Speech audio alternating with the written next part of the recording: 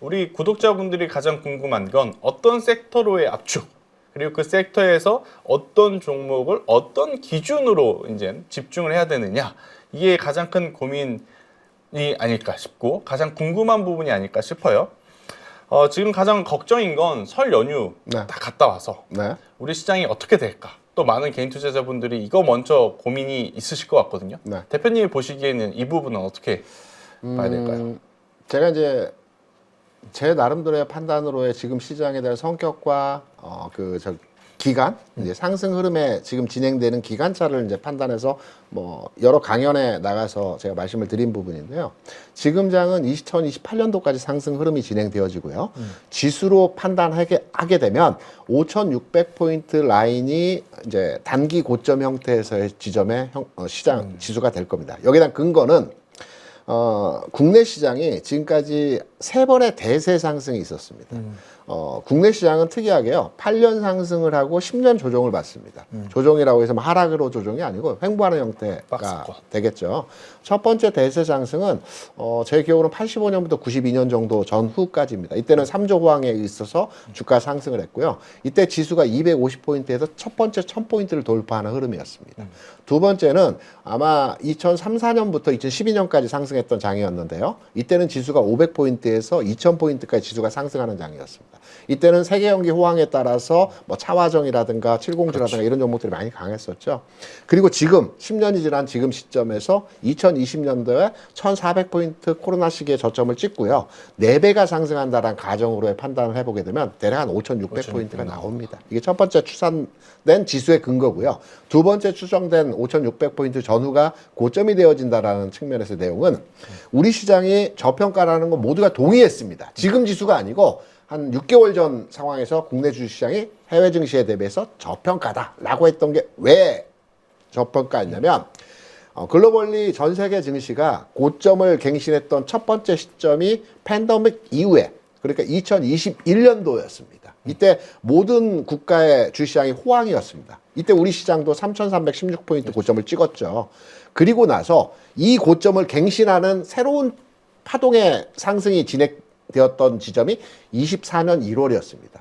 글로벌리 모든 국가, 미국, 일본, 유럽, 대만, 모든 캐나다까지 해서 모든 국가들이 24년 1월에 팬데믹 상황 이후의 고점을 다 갱신했어요. 그러면 우리가 이제 기준점을 잡고 우리 시장의 출발점이 어디냐라고, 지금 장의 상승 출발점이 1400포인트에서 두 번째 출발점이 어디냐라고 판단을 했을 때 3316포인트, 지난해 9월에 돌파한 이 지점입니다.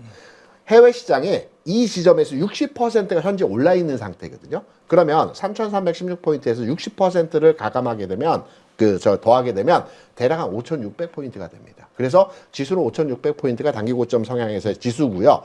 기간은 2020년부터 8년을 더하게 되면 2028년까지 움직인다. 그러면 이렇게 질문하시겠죠. 다 왔네? 팔아야지? 라고 하시는데, 과거 대세 상승기에서의 지수 상황에서의 흐름들을 보게 되면요, 한 차례 고점을 형성하고요, 또 기간 조정 내지는 일부 조정이 나타나고 또 상승합니다. 한 번 더. 네, 그래서 두 번의 상승 흐름들이 진행되기 때문에 이 상승 파동의 흐름은 좀 더 진행되어질 가능성이 있다라고 판단되고요. 여기에 이제 해외 시장 지수가 더 상승하게 되면 그 기준점을 조금씩 높일 수가 있겠죠. 그래서 이러한 부분을 판단해 보게 되면 시장의 상승 여력은 앞으로 26년이니까 2년 더 상승할 수 있습니다. 이번 기회에 수익을 내야 되거든요. 개인 투자자들은. 그래서 지수에 대한 관점은 이번 연휴 이후에 전략적 접근에 대한 어떻게 해야 되겠다라는 게 아니라 좀 여유 있게 한 1, 2년 충분히 시간차를 가지고 접근해도 물려도 기다리면 다시 회복하는 보원력이 센 장이기 때문에 지금 장은 여유를 가지고 접근도로 판단하는 시장이 되지 않을까, 이렇게 생각합니다. 그럼 여기서 뭐 저희 개인적인 질문일 수도 있겠지만 또 개인 투자자분들이 네. 그렇다면 코스닥은 네. 어떤 기준을 잡고 가는 게 좋을까? 또 이것도 궁금하실 것 같거든요. 올해는요, 네. 26년도는 저는 거래소보다는 코스닥에서 승부가 나는 장이라고 생각을 합니다. 코스닥 시장의 출발점이 아마 제 기억으로는 96년도이고요. 네. 이때 출발 지수가 1000포인트였습니다. 딱 우리 1000에서 시작하자 해서 출발 지수가 1000포인트였고요. 물론 이때 IT 붐으로 3000포인트 근처까지 가긴 했으나 이 이후에 거의 20년 동안 1000 아래에서 움직였거든요. 맞아. 이제 출발 지점에 돌아온 겁니다. 코스닥 시장이. 그러면 앞서 제가 말씀드린 지수에 대한 관점으로 판단해 보게 되면 5,600포인트 근처가 일시적인 고점이다. 그러면 올해 시장에서의 전체적인 흐름은 지수로의 흔들림이 있는 장이 아니고 종목의 장이 될 가능성이 높다라는 측면으로 접근이 가능하고요. 종목의 장의 접근으로 판단해 보게 될 때는 거래소보다는 코스닥이 좀 더 활발한 움직임에서의 흐름들이 만들어내질 것이고, 여기에 대한 여러 가지 현재 나타나고 있는 징후들을 판단해 보게 되면 기관 투자자들이 최근에 올해 들어서 코스닥이 10조 사는 것을 처음 봤습니다. 맞죠. 무더기로 사더라고요.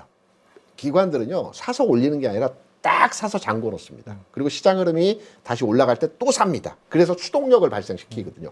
10조라고 하는 것은 제가 주시장에 들어온 97년 이래로 단 한 번도 본 적이 없습니다. 기관의 10조 들어오는 규모적 측면에서 보게 되면. 그래서 기관의 10조, 그리고 최근에도 계속해서 점증하는 코스닥 시장에 대한 투자 강도를 판단해 보게 된다면, 뭐 코스닥 시장이 900포인트에서 지금 1100포인트 수준까지 조금 올라오긴 했으나 이 정도의 상승 율로에 마무리되어지는 것은 아니고요.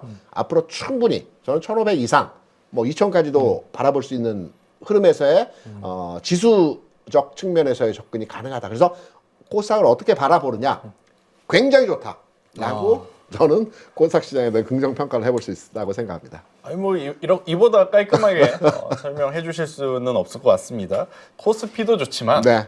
올 한 해 코스피가 약간의 네. 단기 고점에 대한 부담감을 느낀다면 네. 시장의 흐름은 주식 밖으로 나가는 게 아니라 그렇죠. 코스닥의 종목별 순환매에 네. 굉장히 빠르게 나타날 가능성이 높다.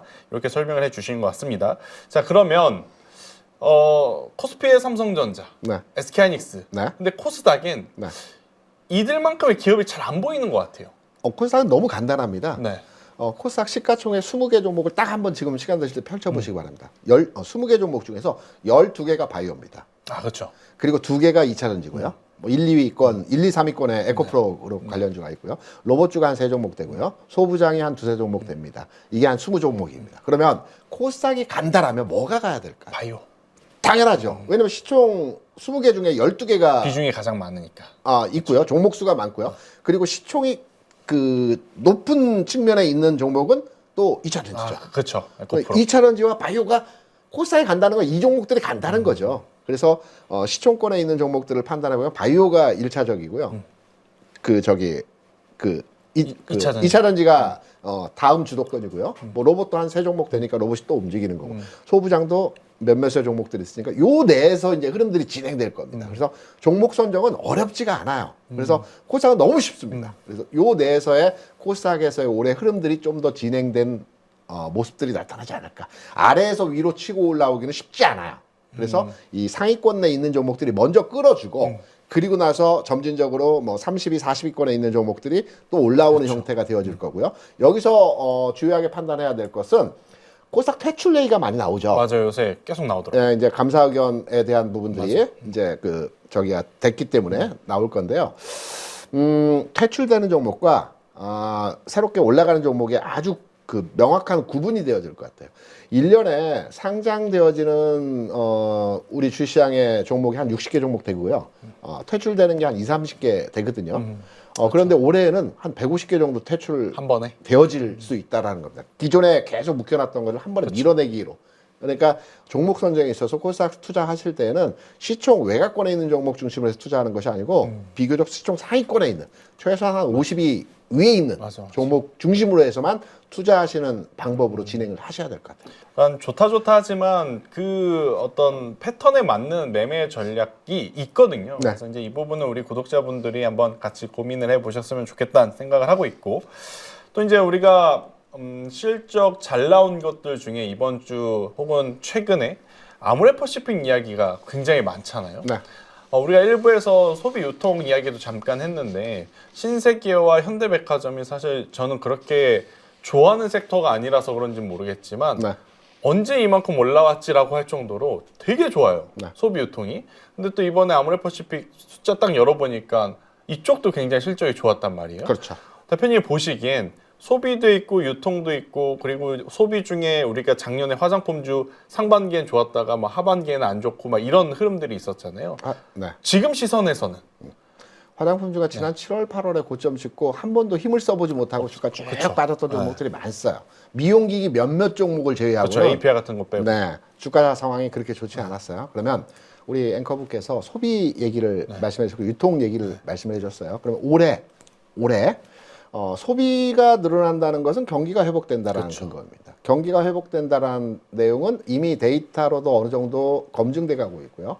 지난해 4분기 그 경기 동향 데이터가 나오지는 않았지만 지난해 우리나라 경제 성장률 자체가 1% 후반대를 아마 그 찍어줄 것 같아요. 예상치로 1% 초반을 그 예상을 했는데 3, 4분기에 경기 상황이 호전됐죠. 미국 같은 경우에도 지난해 경기가 후반기로 갈수록 좋아지는 형태였어요. 올해 경기는 지난해보다 낫다라고 합니다. 2% 초반을 예상을 합니다. 그러면 글로벌리, 그러니까 국내 경기 상황보다는 글로벌리 경기 상황을 우리가 판단해서 올해 경기 호전도에 대한 판단을 해야 됩니다. 올해는요, 미국에서는 11월에 중간선거가 있고요. 그렇죠. 그리고 중국에서는 올 3월, 4월에 양회가 있습니다. 이때 시진핑 4기가 출발할 겁니다. 중간선거 같은 경우는 중간선거를 앞두고 경기가 좋아져야 됩니다. 그래서 그래야지만이 내가 우위의 어떤 그 표를 획득할 수 있는 상황이 되거든요. 그러면 정부 그 관여자들은 아마 경기 부양에 대해서 노력을 할 겁니다.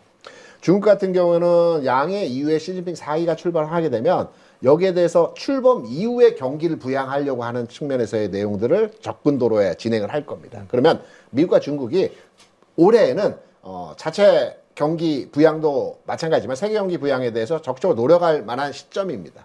우리도 마찬가지죠. 우리도 지금 이제 주시장은 호황이지만 전체적으로 경기 상황에서의 지금 실물 경기를 보게 되면 그렇게 안 좋다라고 해요. 이 경기 부양의 정부에서도 적극적으로 추진하는 형태로의 진행이 되어질 겁니다. 그러면 올해 경기가 좋아질 것이라는 전제로에 접근을 합니다. 여기에 이제 경제학자들이 얘기하는 게 주식시장이 바닥을 치면 10개월 뒤에 경기가 바닥을 친다는 게 일반적인 그렇죠. 그 이론입니다. 지난해 그 4월, 5월에 지수의 바닥이었죠. 2300포인트. 그러면 여기 10개월을 딱 차감하면 올해 2, 3월이 이제 딱 경기 되어가죠. 바닥을 지나가고 있습니다. 지금. 그러면 5월 정도가 되면 2, 3월이 바닥이었구나라는 것을 우리가 인식하게 되는 거죠. 아직은 모릅니다.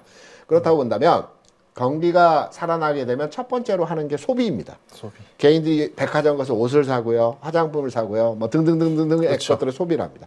두 번째로 경기가 좋아지면 자동차를 사고요. 세 번째로 경기가 좋아지면 주택을 사는 겁니다. 이게 순차적으로 종목들도 여기에 따라서 맞춰 움직임이 진행되는 형태이기 때문에 주가는 6개월 선반영되죠.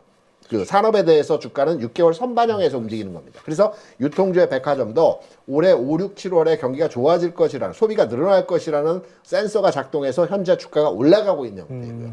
두 번째로 제가 말씀드렸죠. 자동차 건설, 집을 사고 자동차를 사고 소비가 늘어나면서 그렇게 되게 되면 이 타이밍, 이 타임 스케줄에 맞춰서 관련 업종의 종목들도 흐름의 개선이 진행되어질 가능성이 있다. 요 그 판단으로의 접근이 가능하고요.